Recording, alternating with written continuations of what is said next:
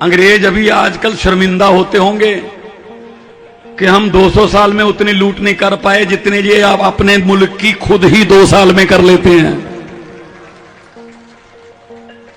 कोई बैंक लूट के भाग गया, कोई देश की प्रॉपर्टी बाहर ले गया, किसी का लोन माफ कर दिया, गरीबों पर महंगाई, बेरोजगारी, गरीबी ये थोप दी। मैं तो जब से होश संभाला है, मैं सुबह सुबह 15 अगस्त को वो देखता हूं जो लाल किला पे फंक्शन होता है। जब से होश संभाला है वही भाषण, अफसरों का लिखा हुआ भाषण, बेरोजगारी पर चिंता व्यक्त, आतंकवाद पर थोड़ी ज्यादा चिंता व्यक्त, महंगाई और गरीबी पर और ज्यादा चिंता व्यक्त। कहते नमस्कार, ये था 15 अगस्त।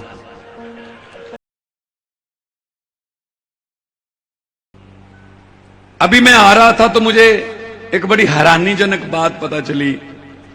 जो प्रोटोकॉल है उसमें पुलिस खड़ी थी, कुछ पुलिस नहीं थी, हाथ में डंडे थे, लेकिन वो सिविल वर्दी में थे। मुझे बताया गया कि जो सिविल वाले हैं वो पक्के हैं, जो वर्दी वाले हैं वो कच्चे हैं। मैंने कहा यार अजीब उल्टी बात है ये है? हाँ, ने कहा जिनको आपने पक्के रखा वर्दी उनको पहनाओ, अभी जिनको जो कच्चे हैं कम से कम उनको मनमर्जी के कपड़े तो पहनने दो।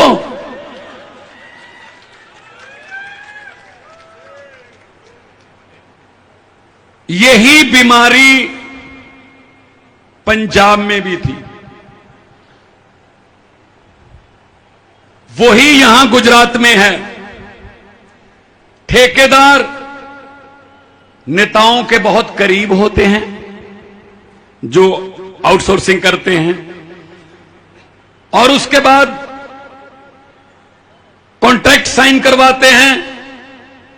कागजों में वेतन 20,000 है, मिलता 5,000 है। यही बात है ना?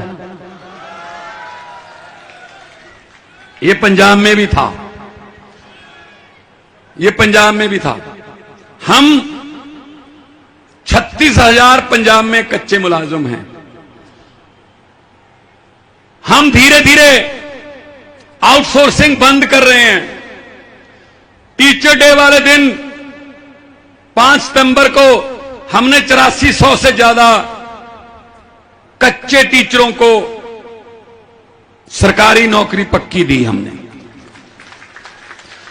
अगर हमारा टीचर, जिसको नेशन बिल्डर बोलते हैं, कौम का निर्माता बोलते हैं, अगर वो ही निश्चिंत नहीं है, उसको अपने फ्यूचर की चिंता है, वो हमारे बच्चों का फ्यूचर क्या बनाएगा जी?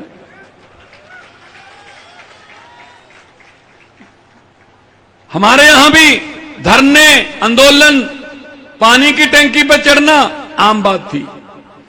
हमें 6 महीने हुए हैं, धीरे धीरे काम हो रहे हैं और लोगों को यकीन हो गया कि काम हो रहे हैं, और काम पारदर्शिता से हो रहे हैं। 20,000 नौकरियां दी हैं। एक कोई आदमी खड़ा होकर कह दे मेरे से 1 रुपया मांगा गया इस नौकरी के लिए, तो हम जिम्मेदार हैं। इसलिए लोगों का विश्वास बन गया कि आम आदमी पार्टी वाले जो कहते हैं वो करते हैं।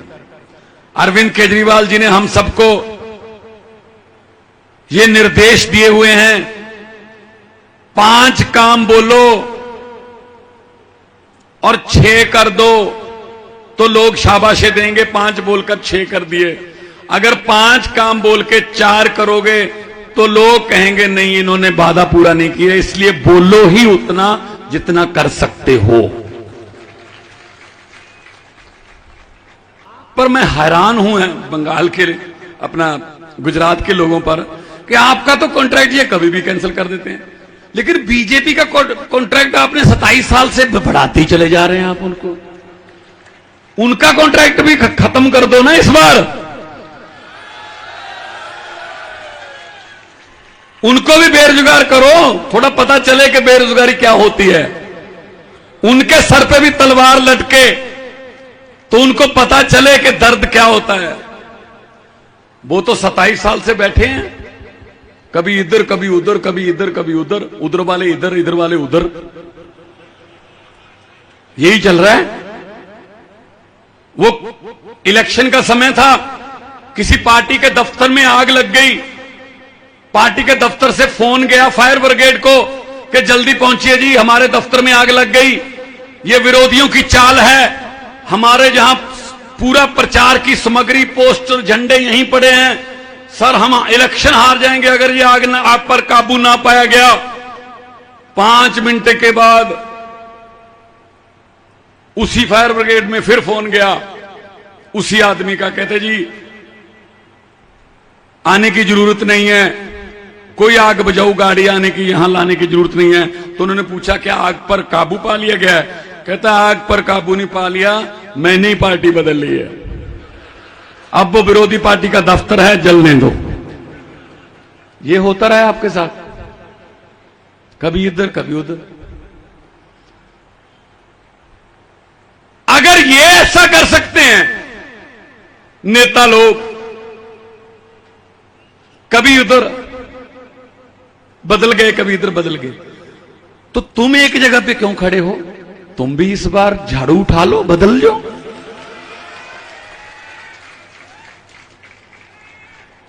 मैं तो ये कहता हूं, मैंने ये पार्लियामेंट में बोला था कि जो ओथ है, जो मंत्री बनते समय, मुख्यमंत्री बनते समय, प्रधानमंत्री बनते समय जो शपथ ली जाती है, अंग्रेजों ने लिखी हुई है, उसको भी बदलना चाहिए। उसमें क्या कहते हैं? मैं भगवान की, ईश्वर की शपथ लेता हूं, मैं फलां फलां मंत्रालय संभालने जा रहा हूं, मैं सभी भेद गुप्त रखूंगा। अरे व्हाट्सएप के जमाने में गुप्त क्यों रखोगे भाई? ये ओथ होनी चाहिए, मैं तो सब कुछ बताऊंगा, पब्लिक के सामने लाऊंगा, पारदर्शिता से काम करूंगा। उसी गुप्त भेद में तो सब कुछ है। तो आम आदमी पार्टी पारदर्शिता की पार्टी है। जब भी टीवी पर आधे आधे घंटे के आम आदमी पार्टी के खिलाफ डिबेट चलती हो ना, जिसमें आम आदमी पार्टी को गालियां दी जा रही हो, ये ऐसे हैं, ये ऐसे हैं, ये फलां हैं, धिमका हैं, तो समझ लो देश के किसी न किसी हिस्से में हम जीत रहे हैं। अंग्रेज अभी आजकल शर्मिंदा होते होंगे कि हम 200 साल में उतनी लूट नहीं कर पाए जितने ये आप अपने मुल्क की खुद ही 2 साल में कर लेते हैं। कोई बैंक लूट के भाग गया, कोई देश की प्रॉपर्टी बाहर ले गया, किसी का लोन माफ कर दिया, गरीबों पर महंगाई, बेरोजगारी, गरीबी ये थोप दी।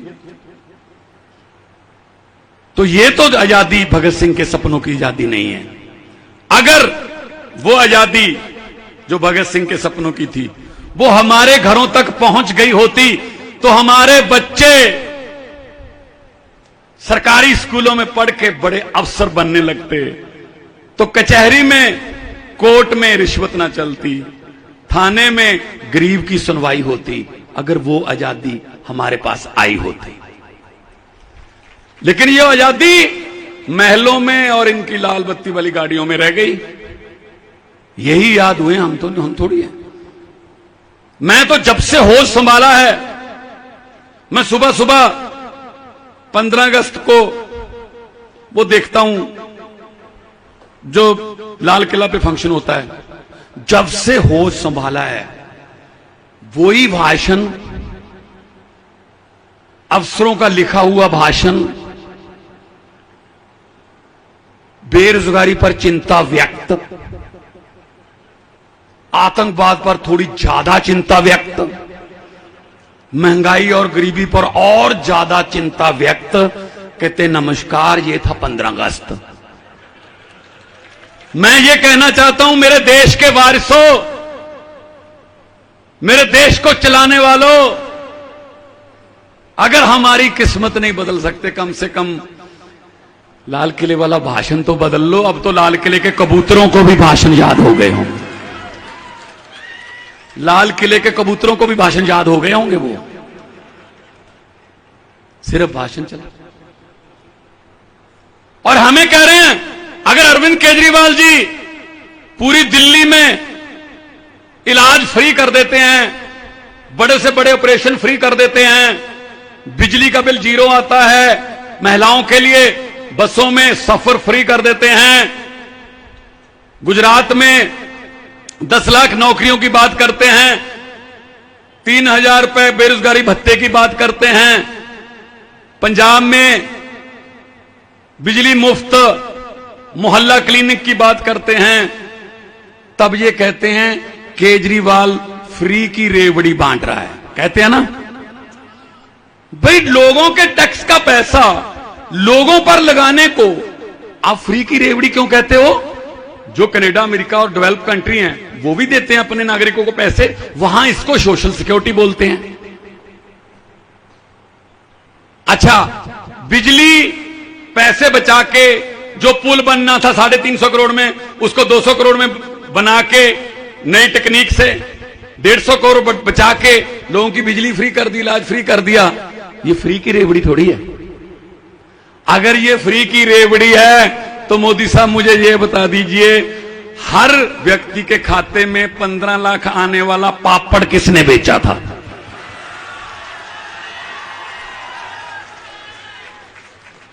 मुझे पता चला है कि गुजरात में 15 लाख हर व्यक्ति के खाते में आ गया ना? अरे गोपाल भाई, तो आप तो कह रहे थे आ गया है, हमारा भी नहीं आया। इनके 15 लाख की बात छोड़ो, जो हमारे घरों में 2-2, 3-3 हजार बचत करके रखा हुआ था नोटबंदी करके, वो भी ले गए।